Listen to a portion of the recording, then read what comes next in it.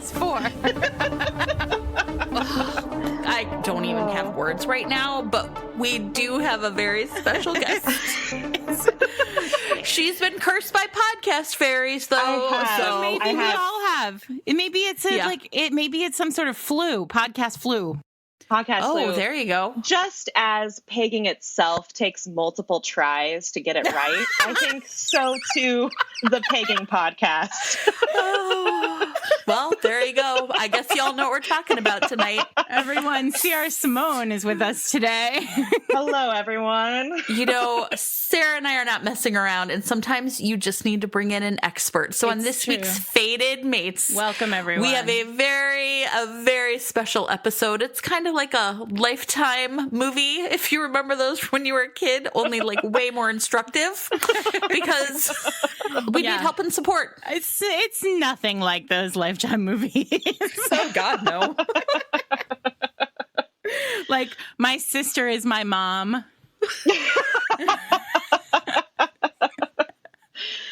Oh, I thought that was Margot called Chinatown, but okay, sure.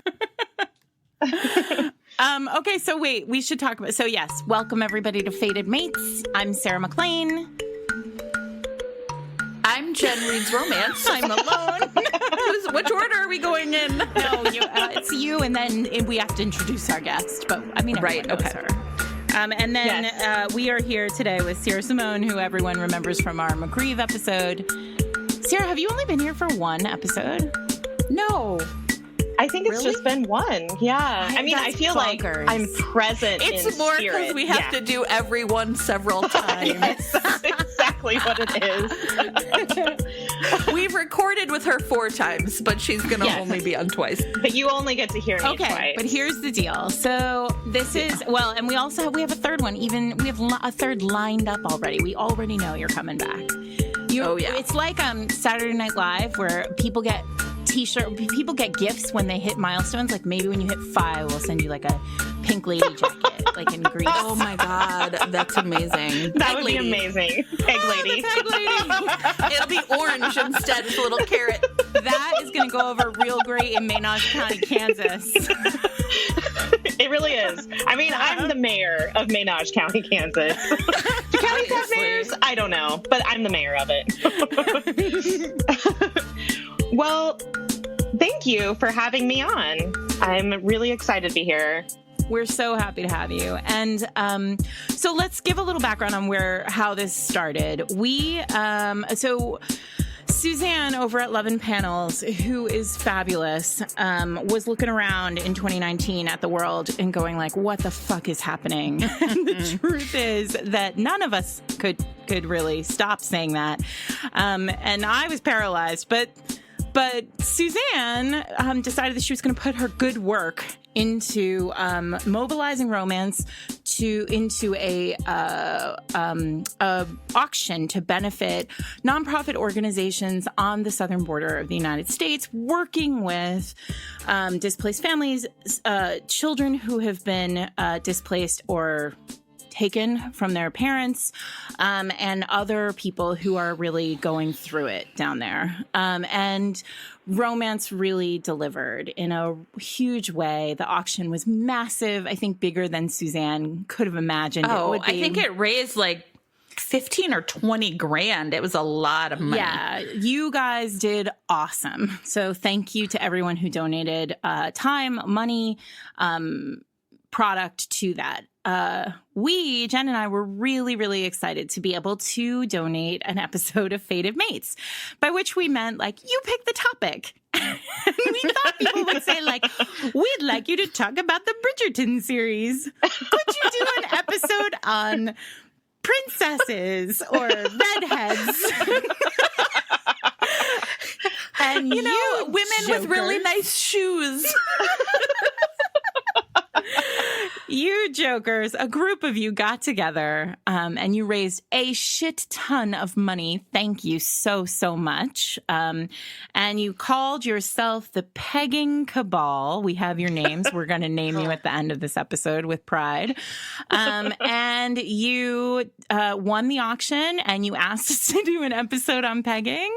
And after sort of a couple of non-starter ideas, like what if we do a whole episode of characters named Margaret or That pirates. Oh, that's right. I totally forgot we were going to do that. I was like, we're going to Rickroll them. or pirate romances. We decided to really get serious, get down to business, so to speak, and we called in the dirtiest person we know. The owner, Thank you. operator, Thank you. and developer of the Simone Scale TM. But I'm pretty sure, like, the Simone, like, pegging on the Simone Scale is like slightly to the north of Darcy, looking at Elizabeth. Yeah, across I was the gonna Oh, table. say, God. like, It's like comparable it's to like Darcy. making a cup of tea with 2 tea bags. That's about how sexy it is in your world. Meanwhile, I was mean- like, we're going to need help. I mean, also actual teabagging is on there, Well, but like obviously, sure. but yes, like we're talking like real mild stuff for pegging. So I was like, yeah, hell yes, I'm here. Yeah, what do you mean you need an expert? What's wrong with you two? You guys, at one point, Sarah tweeted, like, I think I've done more research for this episode than I ever have for, like, any of my I books. And I swear was to like, God. I was like, I'm getting it together. That was a real good week. Like, I feel like our text thread that week was probably like top 10 text threads of all time. oh, Like, yeah.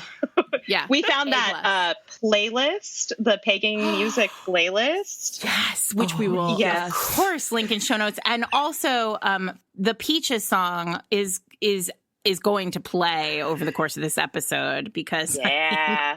Mine's fake, inanimate, but feels great to stimulate your prostate. Relax, it's fact. Let me pack your crack and make it all fat up in your sacroiliac.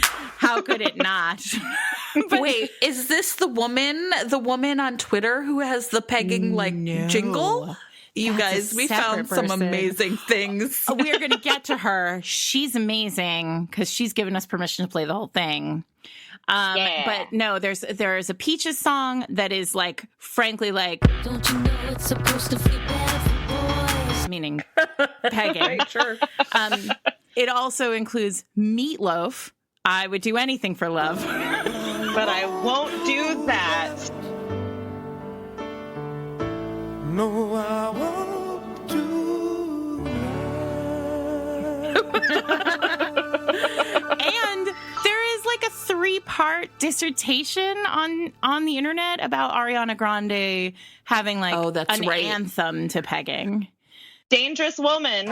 Don't need no holder, taking control of this kind of moment. I'm locked and loaded, completely focused. My mind is open. It is the classic That's song, right. Dangerous Woman. I think my favorite song on that playlist, though, is by the Bee Gees. So let's just say, like, for those of you who like the little Easter eggs that Eric pops in production, there's going to be a lot of great music in this episode. We'll put it all in show notes. I think also a lot of show notes are going to be like, Jen was unable to Google that. Good luck. Jen does show notes at work. We suggest the search terms XYZ, but I'm unable to execute that search and keep my job. Thank you for your support. See, the My great phone thing. is now radioactive, but I appreciate you all. Well, the great thing about Sarah and I's job is that, like, if we didn't do this research on our computers, really, we'd be letting our job down. So I was like, Exactly. it's our See? solemn duty, to investigate every corner of pegging. Yes. That's what she said. There should be no corners in pegging. I've learned that. I've learned I that. think so. That's So pegging rule number 1. No sharp corners. no corners. It's soft, real soft, round. Yes. Oh, God. All right. Okay. So, real serious now. Sierra, Yeah. I think we'd like Sierra to maybe define pegging for us. for those of you who don't Okay. know, welcome to Fated Mates. Did we do Welcome to Fated Mates yet on this episode? It's been I think we're gonna do it like- years. It's fine. I think we mentioned it at the top. Okay, good. Welcome to Fated Mates. If this is your first Fated Mates episode, welcome to the deep end of the pool. We hope you took a swimming test before. But also, boy. if you've come via Sierra Simone's newsletter, Twitter account, Facebook page, or anywhere else, welcome. You're gonna Welcome like to it here. welcome to the kiddie pool. Like it just really depends. It's all about perspective. Time is a flat circle. All right. Sierra, tell us about what pegging is. That's your job. This is why we brought you Yes. in to do all the heavy lifting. So this is something that when we were kind of formulating how we were going to talk about pegging in the episode, we did do a little bit of discussion. So sort of the traditional definition of pegging has been penetrative sex, where the penetrating object is actually a toy, like a strap-on, and the toy is usually worn, and the receptive partner is a man, and the active partner, the penetrating partner, is a woman. And that is, I would say, the majority of the pegging you come across in romance, which is a woman wearing a strap-on, penetrating a man anally. But while we were talking, I think, Jen, was it you who talked to Ilya Winters a little bit about yeah. kind of making sure that there is some inclusivity in the definition, and that, acknowledging that there can be some biological essentialism in the way that we sort of talk about what pegging is and isn't, and making sure that, it's kind of for everyone. I just want to say, huge shout out to Elia, who, was really gracious about taking our questions, because we want it. I mean, obviously, we're having a lot of fun with this episode, but we don't want to be offensive either. And, it's kind of always this question now about gender essentialism. Obviously, there are women who do have penises, right? If she's using her own anatomy, is it pegging, or is it just fucking? And really, one of the things that Elia and I ended up talking about was the idea that, people, if people kind of self-identify that the activity they're doing is pegging, then it is. And it's not really our, people get to decide how to as she put it, deviate from cis normativity in whatever way they want to. And so although I think in the episode we're going to really kind of stick to that standard definition, we do want to just sort of throw out there that that's not the only way that pegging works. It's sort of maybe a most common one at this point, but we fully anticipate that these things are gonna, just like everything, there's not really highly defined borders around it. This is an activity that all people can enjoy in whatever way they want to. How about that? Yeah. Yes, I love that. And I think that pegging, and I hope this is the case, that in romance, pegging is going to start to expand as it's sort of drifted into the popular consciousness. The way we see it represented in romance will start to expand and kind of breathe into the corners of the room. I kind of think of that what's that science law about how gas will always fill the volume of the container they're in? Nice. And I feel like ideas like this in romance and inclusivity, they do that. Once people start bringing awareness of it into the conversation, then you do start to see these stories and narratives pop up that really expand and play with what are the limits of what this can do. And I hope that's the case for pegging. Yeah. I think this is really an interesting question, because I think that when we talk about pegging, we're talking about really flipping the script on what sex has traditionally, is traditionally in old school, cis het romances, where the penetrative experience is the masculine experience. And I think that the idea of normalization of pegging, and these kind of questions about how do we rewrite the script on sex so that there is more parity and experience is kind of more balanced across, or maybe not even balanced, but it's about pleasure. It's about your own desire and your consent within a relationship. And intimacy too, right? Yeah. Like the Yeah. idea that you're sharing something that maybe is like a stretch for you or like a Right. reach or something you're kind of interested or curious about together. And that is also a way that people's relationships develop. And Yes. this is a gift from erotic romance. I mean, this has, I think, part of the reason why pegging has become more a part of romance. And truthfully, when we got the sort of call for this being the Fated Mates episode that people wanted, part of the reason why we felt like we needed an expert to come in and talk was because we wanted somebody who was really deeply connected to erotic romance, who writes erotic romance, who understands the world of writing for erotic romance readers, and who and somebody who is in that world right now, because this is a whole new world opening up from erotic romance. I think so much about that, the conversation that we had with Adriana Herrera when she was here about like romance is constantly now, it feels like romance of 2019, 2020 is pushing the walls down and sort of, again, like Yeah. a gas, right? Expanding Yes. into further space.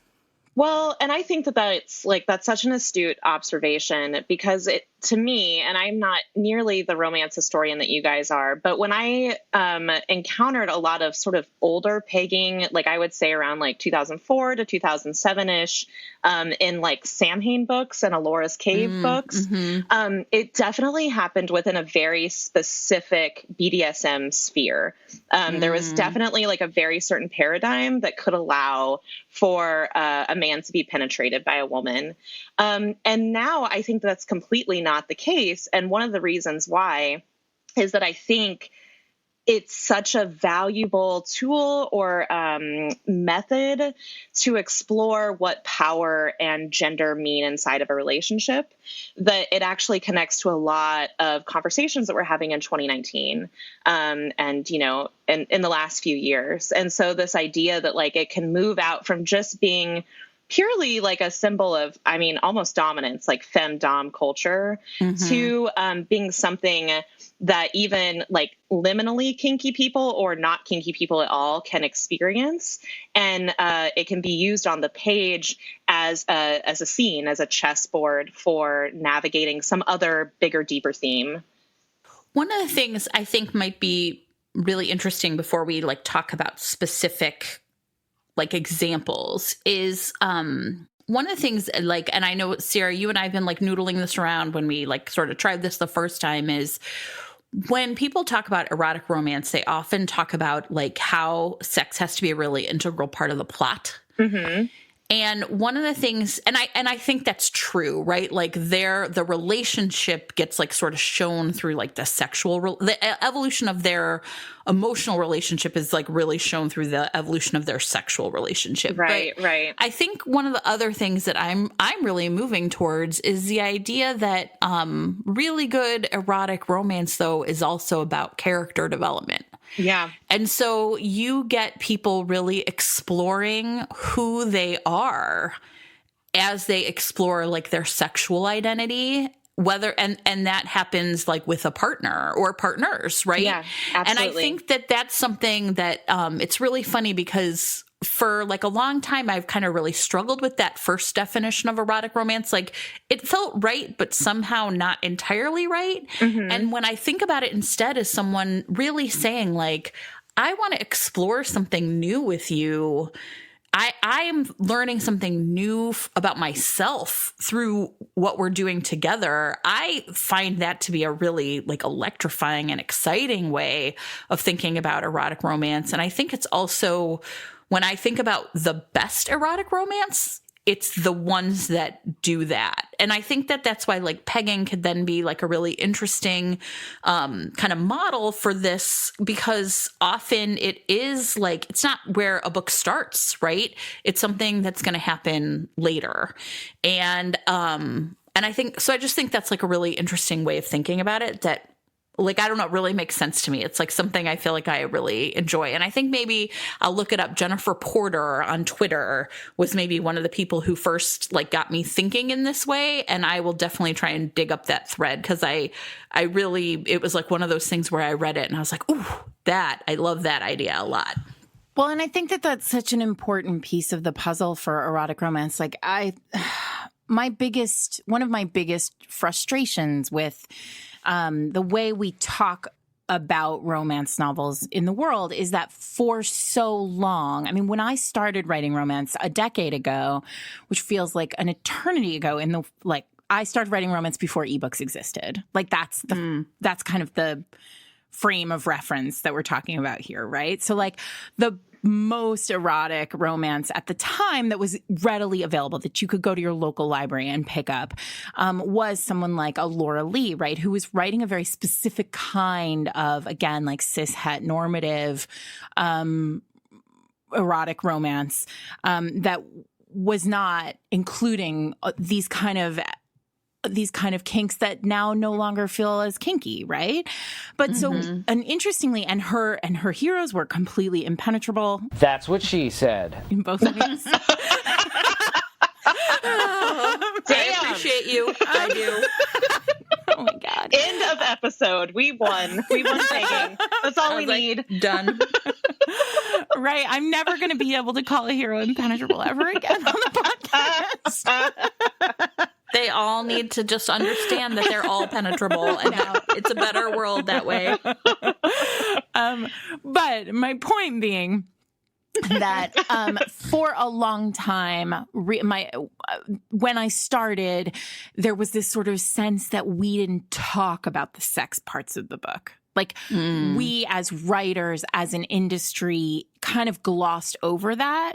For, I think, lots of reasons, but certainly one of the most damaging parts of that silence about the sex parts was that we never really nailed down a solid definition of what it means to be erotic romance. Like, yeah. And I think we talked about this a little bit during the McGreeve episode, where like, there's still a question. I still see people right now. There's the Rita entry window is open, and people are like, well, if I had 5 sex scenes in my book, is that a contemporary or is that erotic? And it's like, well, that's not that shouldn't be the question. Right. Number is not not what defines it. But right? I think we're not. Look, romance is having a lot of very important conversations right now that need to be had. But this is one that also needs to be had in service of this part of the genre, right?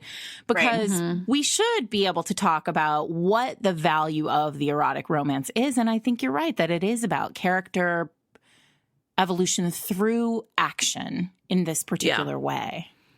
I love that idea of evolution through action. Like, I think that's such an incredible, just sort of pithy tagline for it. And I want to acknowledge that, the sphere in which we're talking about erotic romance is largely geared towards and representing allosexuals. And so just with that caveat, I do think that for allosexual people, meaning people who are just non-ace or, naturally sexual beings, the sexual identity actually ties into some really super elemental parts of our identities that I think are hard to access in other ways. So like it can be profoundly vulnerable making, it can be profoundly therapeutic or profoundly traumatizing or, breaking you open to have powerful transformative sex. And so if you have an erotic romance where it doesn't matter how many sex scenes you have necessarily, but the sex scene itself is doing work by using sex as a gateway into this identity arc that the character is undergoing, I think that is what makes a compelling erotic romance. And then I think a lot of that journey usually is coupled with sort of I was raised, or just sort of the overculture created these ideas about sexuality inside of me. And so like some of that identity is usually kind of coming into your own and letting go of the harmful paradigms that society has given you. And I think with pegging in particular, that can have a lot to do with like, what is masculinity? Like, what is the masculine role in sex? And I think we can acknowledge probably that there's some strains of homophobia, right, within talking about pegging and how men might feel about it. If I could just like shout out, like literally today, Roan Parrish dropped a little book in Maine Bite called A Good Old Fashioned Hanukkah Pegging. And it is if you've read Small Change, it's Ginger and Christopher. So these are like characters you kind of already know. But one of the things I really liked about this little, and I mean, it's pretty short, I read it in a couple minutes, is it starts off with Christopher talking to his friend because he is like curious. His friend is gay and he's curious about like Ginger wants to try pegging. Christopher is like, I think I want to try it, but he talks to his friend first. And his question is sort of like, does it hurt? Like, does it hurt to have something up your ass? And right. And the friend is kind of like, Jude is like blinking. Right. And he's like, and he's really interesting because I thought it was really great. Like, he's like, I need to go to a friend first who's experienced this to like talk about like my questions and my fears. And, you know, it's like really funny because like one of the things he says is like, what's the shit situation? And I was like, you know what? I think I loved it. Like, I felt like, oh, like that really is getting at like what I think a lot of people would have like questions about the mechanics of it. And I just thought it's like a terrific story and it's really short and we'll link to it in show notes. But, you know, that whole idea of like him, you know, and you can tell Jude, his friend, is like, you know, it doesn't make you gay. And he's like, I'm not trying to say that. Like, I really am. Like, is it going to hurt? Like, what do I do to prepare? How do I get ready? Right. You know, I think it brings up a whole separate batch of questions about romance in general and how well or not well it prepares readers for sex. Yeah. Right. I mean, I think, because I think a lot about the fact, like I think about anal and I think about how I had no idea, like romance did not prepare me in any way to like understand how anal works. Right. Like, right. Oh yeah. Right. So like, I think that kind of conversation in romance is really fresh and interesting and should happen more on the page. And again, it's the place where erotic romance can be doing some really interesting and I think important work. You know, the last time this is the second time we've recorded this episode because we had a little bit of a problem the first time. And that day I had just been to have an x-ray and x-ray tech, while I was sitting there, I was not discussing this episode with the x-ray tech, surprisingly. But the x-ray tech while I was there was saying, we've had a really interesting day today because, you know, your story is definitely the most boring story. And somebody else who had come in was younger, a young man, and he had a tube of mascara inside him. Oh, no. Lost inside him. Oh, no. Oh, no. Flared base, everybody. Even I know that. I mean, but here's the thing, right? Like, that's a thing where, like, okay, there's a lot going on. Like the x-ray tech's response was his mom was real pissed. And I mean, like, I can't imagine, like, I was like, well, it's probably worse for him, truthfully. Like, this entire experience is going to be a terrible experience between him and his mom if they can't figure out a way to talk about it. But the reality is, like, how are we having these conversations? Like, is it romance's job to teach us? Like, there's some interesting questions here, right? Like, I would argue, no, it is not romance's job to teach us.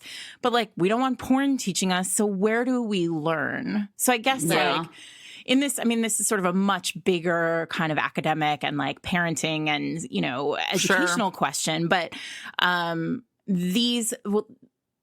I'm really happy to hear about that conversation in Rowan's book because Yeah, right. Exactly. Because I do think it's tricky. Like, I agree with you that this is not, yeah, exactly. It's not romance's job to teach.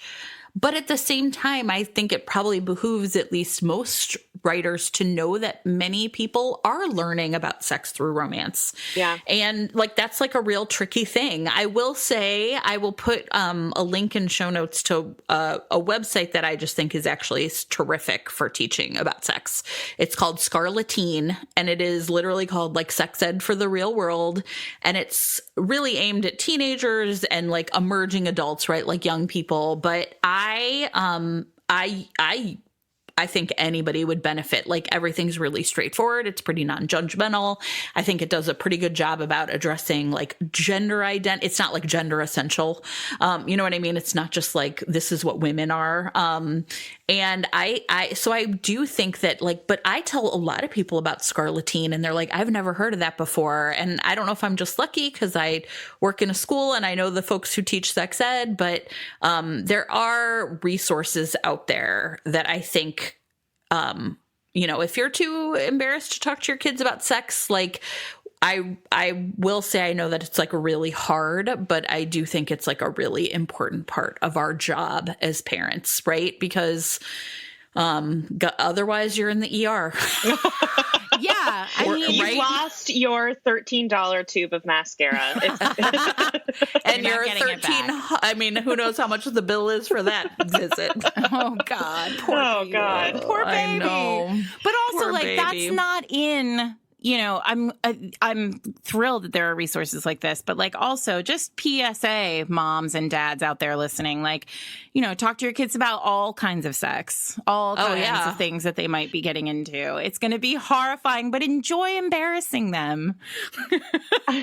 I think there is a corner of fiction that does sometimes get a little bit more into these things, and that's fan fiction.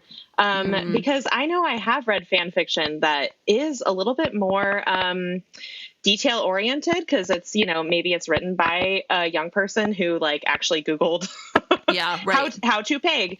But I know I've read some fan fiction that was really illuminating and taught me some things.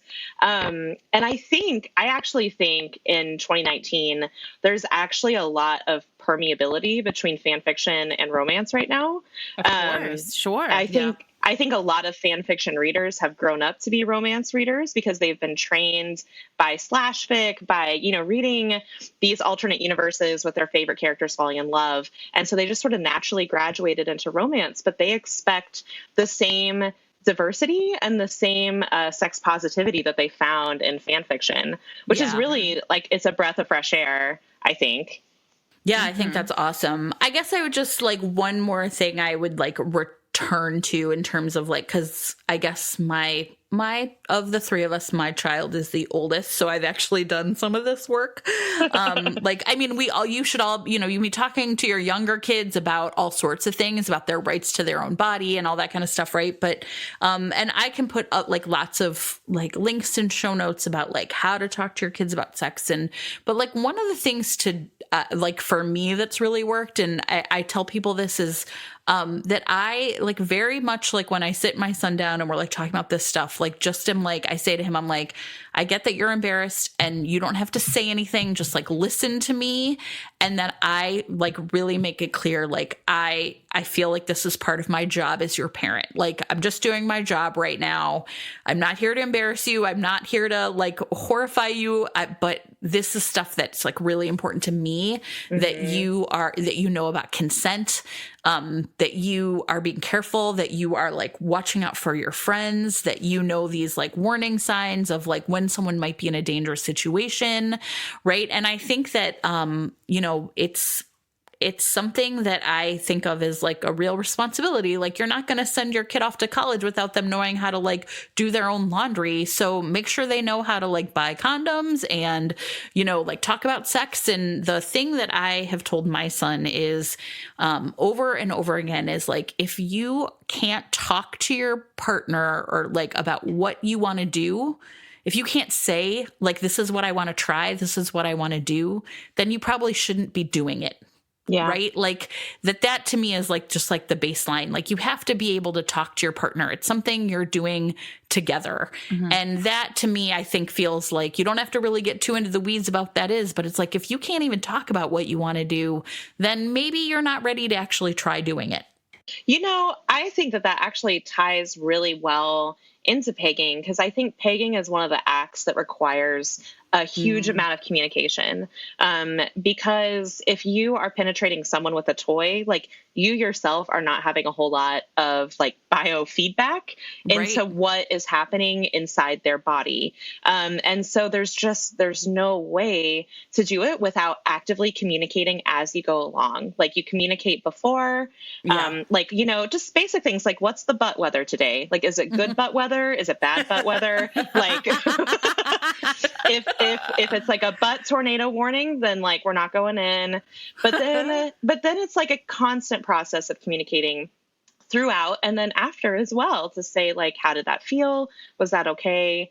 And there's just, I mean, I don't think I've ever read a pegging scene where there hasn't been some degree of communication, because I think that if you wrote something like that, it would actually be really uncomfortable, like emotionally to read, because it's such a, it just requires that. It necessitates it.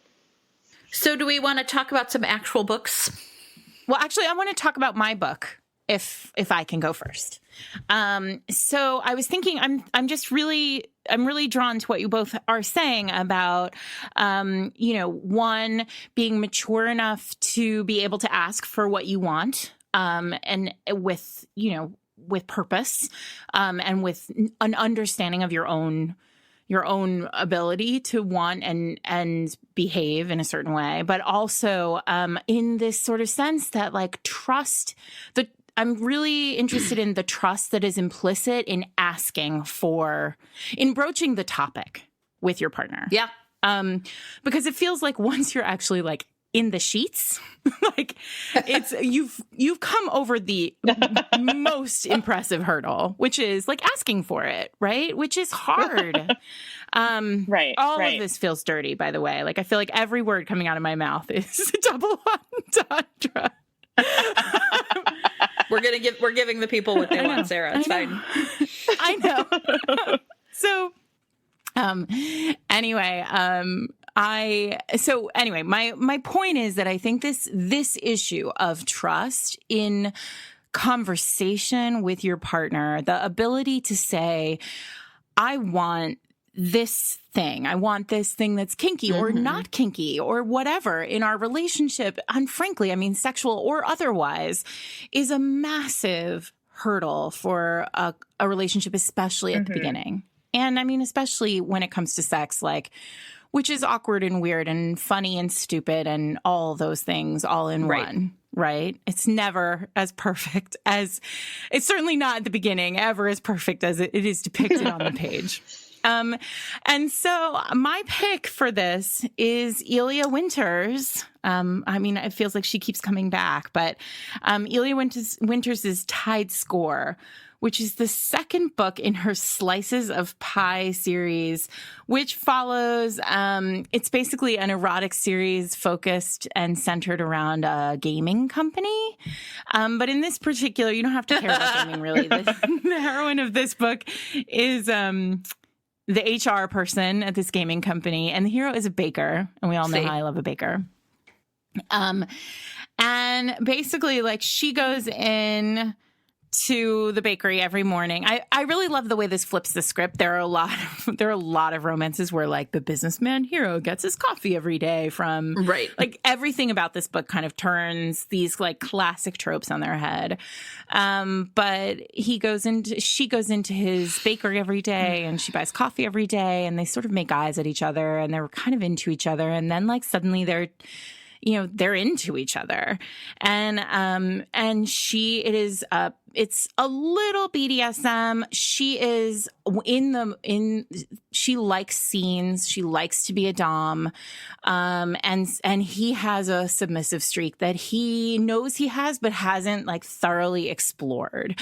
And I really like, as you all know, like I really like this, dynamic with the heroine as Dom. So this, I knew going in, like I picked up this book because I knew going in this was going to scratch an itch for me that you don't see very much. But in this particular case, she's also like, she knows there's nothing about this that feels prescribed in the way that erotic romance can often produce a dom and a submissive, where it's like everyone knows their own rules, everyone knows like exactly how everything goes, doms know everything, everything is perfect in every way. That's just not how this goes, and it's lovely.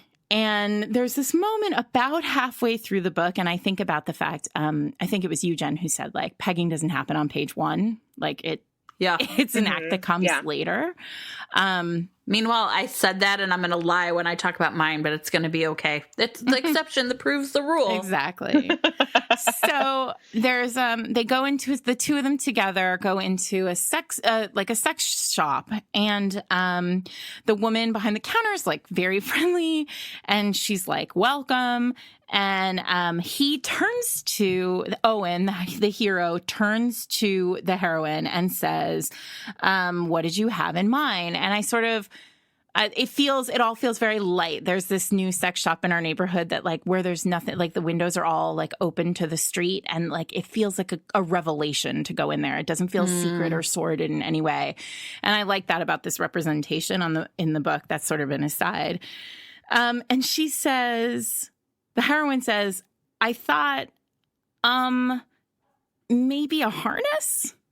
There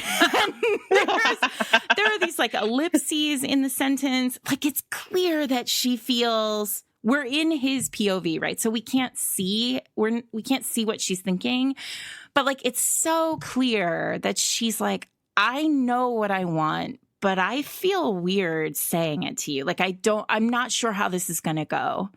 I'm not sure that you'll have me after this. Like, I'm not sure we'll be in the same place anymore. I could be fucking up.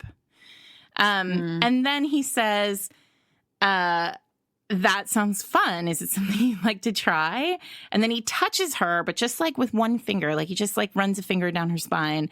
And she says, yeah, I think so, if you're game. And he says, and then he bends down and is like super sexy and is like, you want to peg me, Miss Parker? And like, it's this delicious moment where you're like, they're having this like hot consensual moment, and it's filled with like her, and it begins with her uncertainty, with like, her not being like the perfect dom and not being able to and being in a place that's very authentic and real, it felt like to me. Yeah. That's awesome. Anyway, the rest of the pegging scene is great. All of this is to say, like, the rest of the book is fabulous. The pegging scene is great. It's super hot. Elia's really incredibly skilled at this. And, you know, you've heard us talk about Elia on the podcast before, so I don't have to oversell. Sure. But I wanted to really, you all said that, and I found that moment so real. Yeah, that's so great. Great. Yeah. So. Just a quick shout out. Her latest book, 3 for All, also has a pegging scene. Ooh. I also think this is a good time to bring up our person on Twitter we discovered, thanks to Adriana Herrera, who comes at asking to peg someone in a different way through song. It's honestly, I feel like the most brilliant thing I've ever heard in my life. I've watched it at least 80 times. Well, and you were the one who like reached out to her and were like, hello. I was so fucking delighted by it. Her name is Aida, and she is awesome. She's hilariously funny. Her Twitter handle is Shut Up Aida. And actually, just recently, she announced that she has a new job. She's joined the writer's room at Big Mouth, the animated show on Netflix that is about teenagers going through puberty, which I think is like the most, I'm wild about this show. It's awkward and weird, and it's exactly the right representation of what puberty feels like. So congratulations to Aida for this. But more importantly, she is the creator of, and we will post this tweet and we will put the music in right now. Yo, bitch, that nigga kind of thick. I see he got a booty, dude. He handle that that shit. Would he be mad if I smacked into this and I made him clap it back real quick? No, it's not gay, bro. I'm just having fun, bro. I just want to stick a little pinky in your butt, bro. If I'm being truthful, make yourself useful. And let me just snatch from the back. I got a strap. I got a fresh peg for your ass. Hey, I've got a question to ask. Sir, do you eat coochie with your booty in the air? Maybe after sex we could do each other's hair. Stop being homophobic and bend your ass over. It's not like your homies are here. And to be clear, I know you would love it. Not like my strap go with buns in your oven. Man, you got a pussy all up in your booty. Come on, just let me shove it. Okay, I'm sorry. I'm done.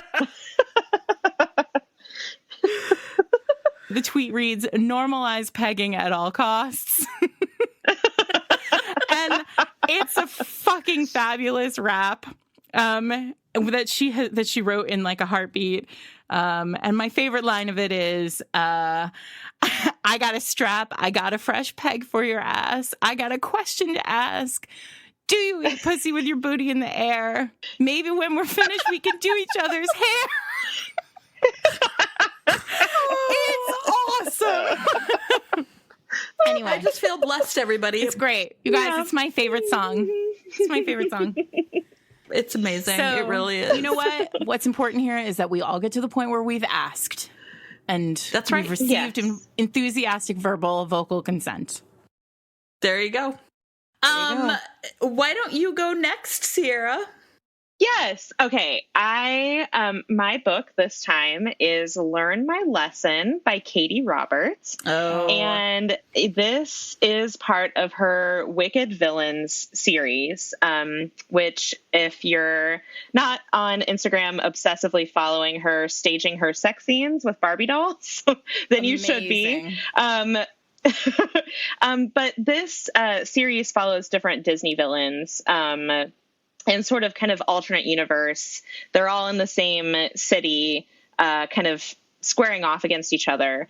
And Learn My Lesson is about Hades, Hercules, and Meg. And it kind of starts out with, so Hades owns a kink club. And in owning this kink club, he's kind of got control over the entire city. His kink club is the only neutral ground in this city. And he has information on everyone. And Meg is really his right-hand person. Like, she's his submissive, but she's also a switch in the club. And she manages the day-to-day running of the club. Like, she is as much the mistress of it as he is the master. But at the beginning of the book, they kind of start out in this sort of marriage and trouble place. So they've been together for, a long time, like 10 years. And something shifted in Hades, right? And like Meg is really feeling like something's changed between them. And so the book opens, they're at a restaurant and it's supposed to be kind of like a nice dinner date, but it's not going that well. And then this waiter walks in and he's just like 6'5" of like golden puppy muscle boy. And Hades is like, I want you to seduce him. And you find out later that like Hades has sort of like revenge reasons for wanting this thing to happen. But what happens between Meg and Hercules ends up being super genuine. And then Hades and Hercules end up having this really genuine connection.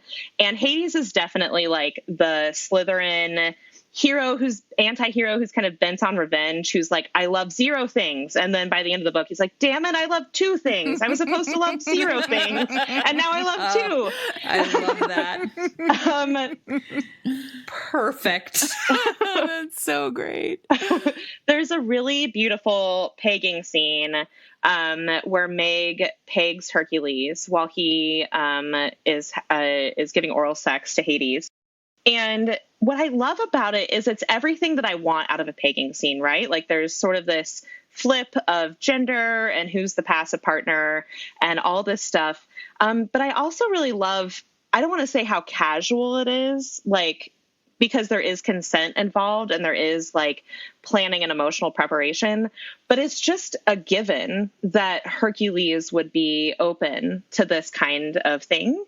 And so it really it almost makes the default as it should be, which is that there's no stigma attached. You know, in this world that Katie's created, there is no stigma to what we want and what we need to do for ourselves in bed.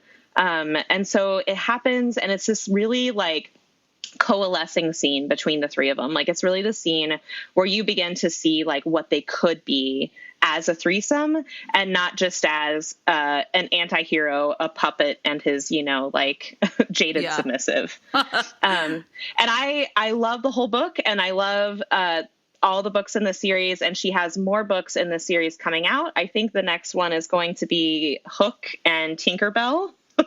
So if you're into that kind of thing, I think that's coming in late winter, like early 2020. There you go. Keeping everybody warm. Yes. That's really interesting, because I think that it sounds like we have all found like really different like pegging examples. I am going to talk about, and I'm going to preface this by saying it was written right after the election in 2016, and it has a plot that I think, like, the most ridiculous part of the plot, the hardest thing to believe, is not the pegging on the first date. That is easy to believe. It's that this is a love story between a Democrat and a Republican. So, Jennifer. Which I know, and I hate myself for recommending it, but I feel like I love it so much, but I feel like 4 years ago, even, it kind of felt like this was a plot that could happen. He at the end, the Republican completely gives it up. He quits the party. He understands he's wrong, but I'm still like, I don't even know. She legit pegs the patriarchy, is what you're saying, right out of him. It's amazing. Yes. Yeah, it's called Life, Liberty, and Worship by Tamsin Parker. Oh, Tamsin. And it was in the first Rogue anthology, so it's called Rogue Desire. And I'm going to guess that if Tamsin was writing this right now, she would write it about like a Democrat, and then like I thought about voting for Bernie for 5 minutes Democrat, but didn't actually do it. Like, right? Anyway. So when I was 18, I voted for George like in Bush. my local, like when I was 18, in my local school board election, there was only one Republican running, and so I had no other choice.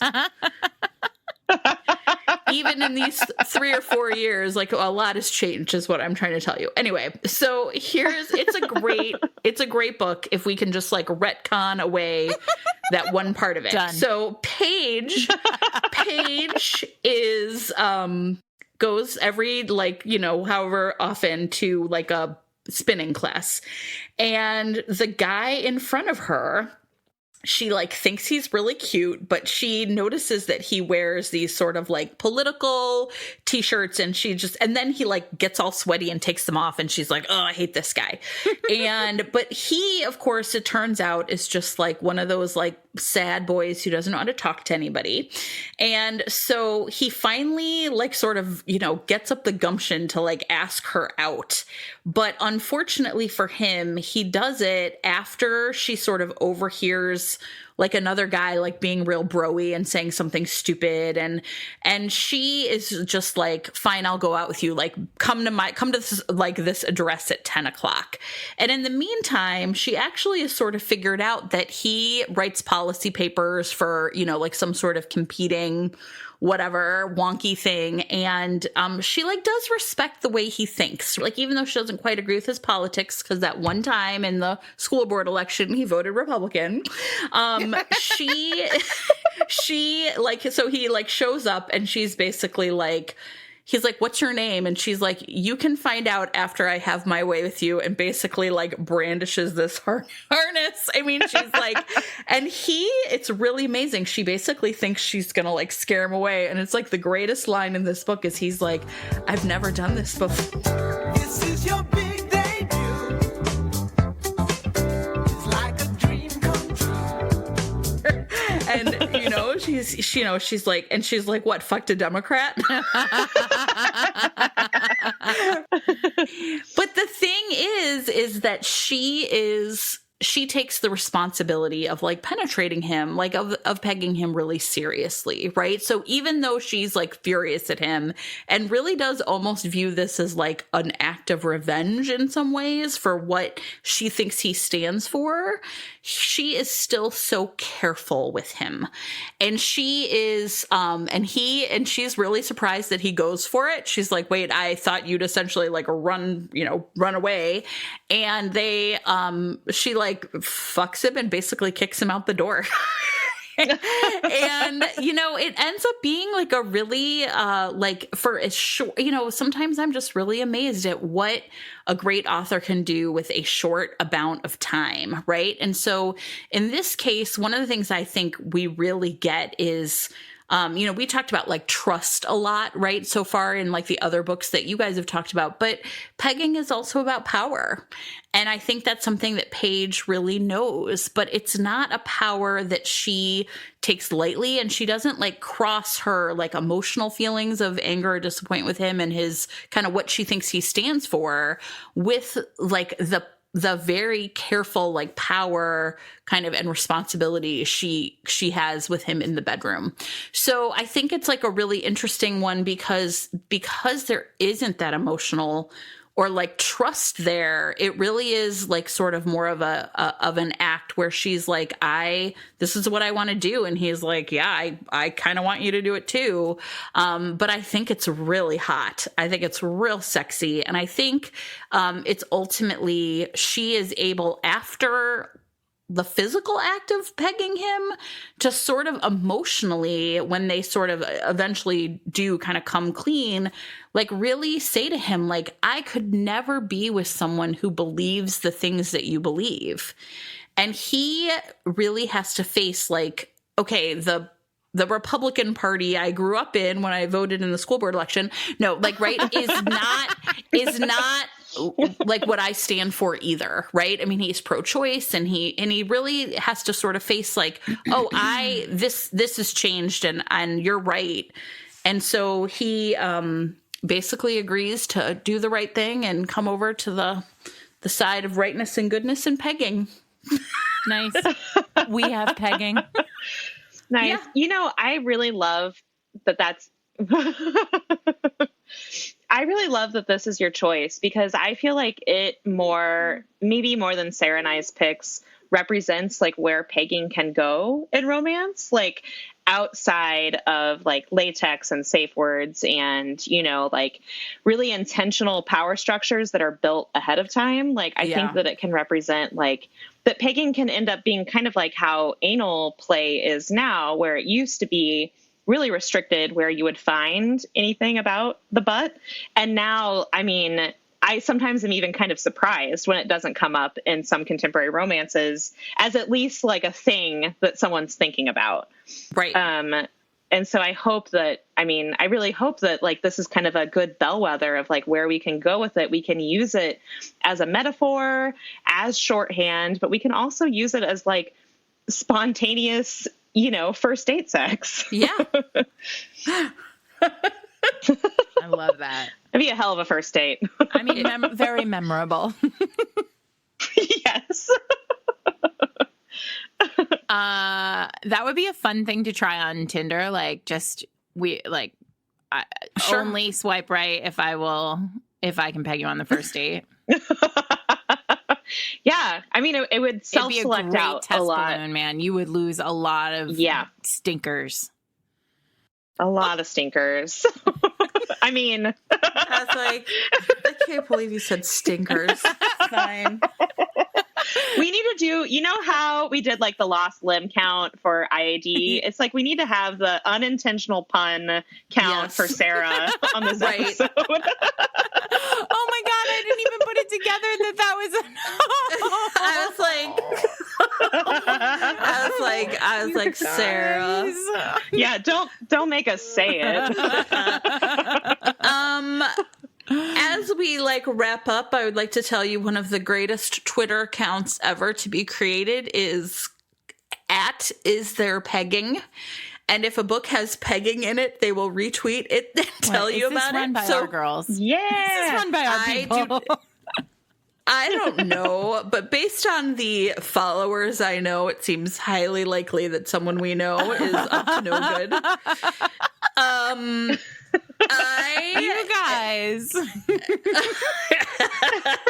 doing the Lord's work out here. That's right. Now, I have got to say, it was my job to like list the names of the Peg and Caldwell, and I forgot to get it. It's like notes I had when we first recorded a month ago. Okay. So I think we'll have to put it in show notes, but I do know that like the person I communicated with is reading, and she is famous actually in the past month for freaking out everyone on the fucking internet by getting Colin Firth trending. Remember that? She posted what's your age and which Darcy do you like? And all of a sudden, like 50,000 people or something answered her tweet, and everybody else was like, why is Colin Firth trending? Because they thought he was dead. And I was like, you need to like use your powers for good and not evil. So here we are. And here we are. Any last thoughts on pegging before we wrap up this very special episode of Fated Mates? You know what? I'm just going to say that I'm always so fucking delighted when Sierra joins us, even though even though it's only been once before. It feels like it's been a lot, but it's just been once before. So if you skip the first season or you skip reading IAD, I highly, highly recommend you listening to the McReeve episode of this podcast. It is not just, you'll learn the plot of McReeve, which is bananas.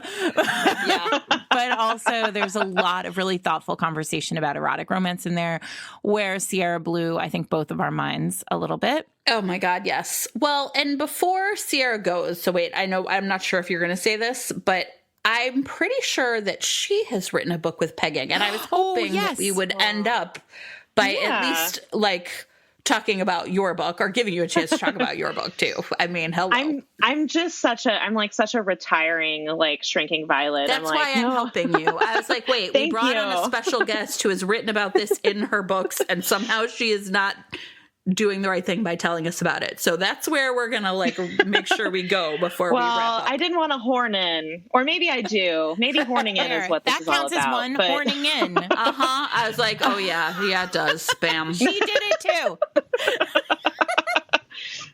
I did it too.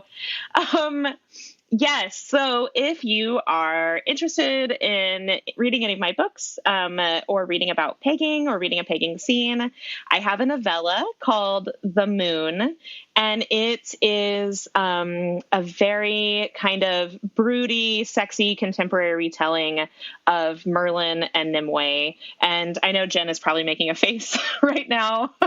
So I love you. I promise, even if Merlin, I love you too. Even if Merlin's not your thing, that's totally okay. But it is, it's a really sort of, I really kind of wanted to explore sort of like what, spiritual kind of feeling that pegging could generate. So I used the pegging scene between the two of them as sort of this final act of like complete elemental joining, I guess, between them. And I think that it's a lot of fun, but if like, magic and pegging aren't your thing, I totally understand. But yes, that is called The Moon. And it's in the world of the new Camelot series. Yeah, so I wrote a series called New Camelot. It's a trilogy, and it is a contemporary retelling of Arthur, Guinevere, and Lancelot, but everyone's in love with each other, and they all have lots of, like, very angsty sex. It's amazing. And The Moon takes place after the trilogy, but you don't need to read the trilogy to understand what happens in The Moon. It can stand on its own. Got it. And then I just want to say, and you can plug your ears if you want, Sierra, but if you are new to the podcast this week and you are a Sierra fan, we did a deep dive read of Priest. We will link to that in show notes as well. Don't miss it. We love it. It is one of the transformational texts of the genre. according to me. Oh, stop And it. I'm an expert. I'm plugging my ears We are now. experts. I'm plugging. I There's get another it. one. I get it. I got it. I was like, oh man. Whew.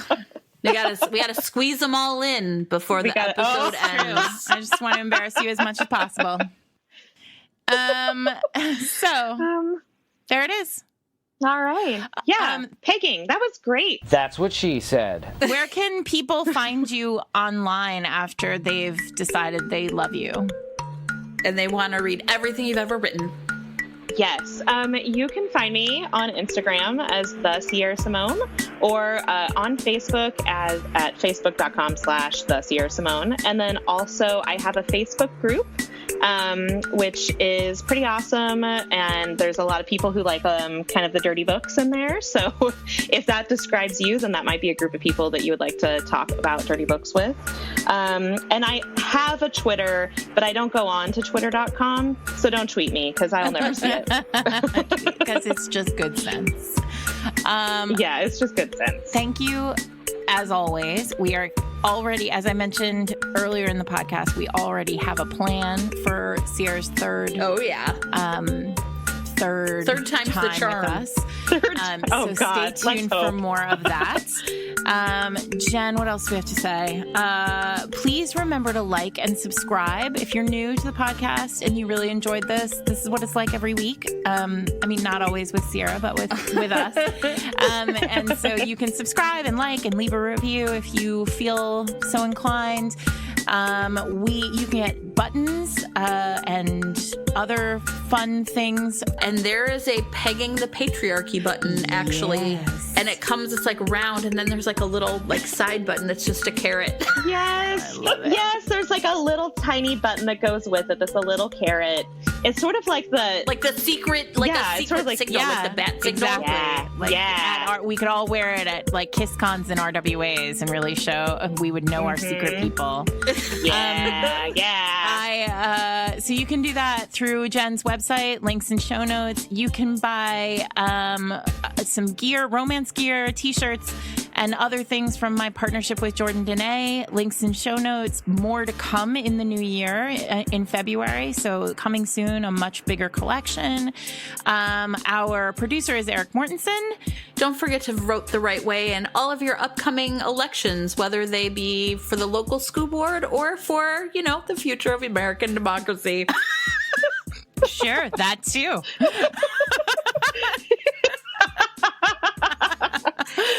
It's 2020. All we got to do is vote, everybody. It's election year, guys. We're in. Oh my God.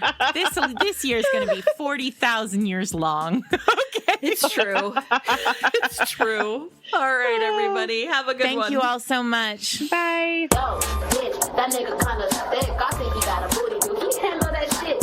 Would he be mad if I smacked the notice and I'm in him, grab it back real quick?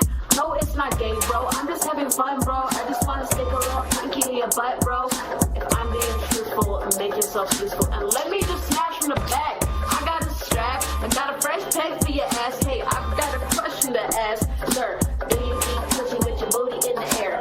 Maybe after sex we could do each other's hair. Stop being homophobic and bend your ass over. It's not like your homies are here.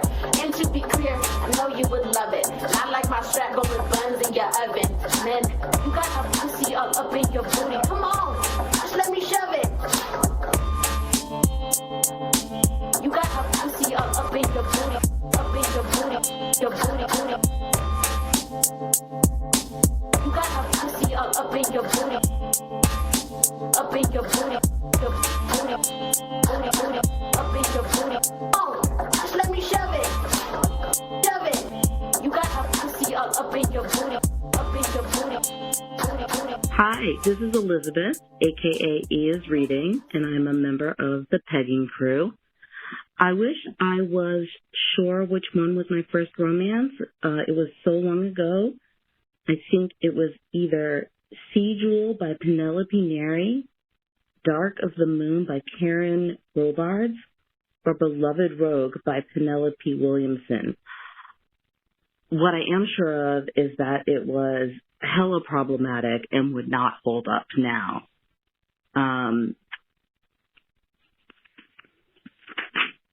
So, but more as to why we asked for this to be, this episode to be about pegging. I've talked a lot with the members of the pegging crew about why we're so interested in seeing this in romance. And I think if one of the goals of writing or reading romance is to dismantle the patriarchy, there is no clearer metaphor for that than pegging, as per the button, pegging the patriarchy. And this is sort of a way of undoing all that problematic texts that we read when we were younger, especially those of us who came to romance in the 80s and 90s. Like Alana in Broad City says, things have been terrible for women up to and including today.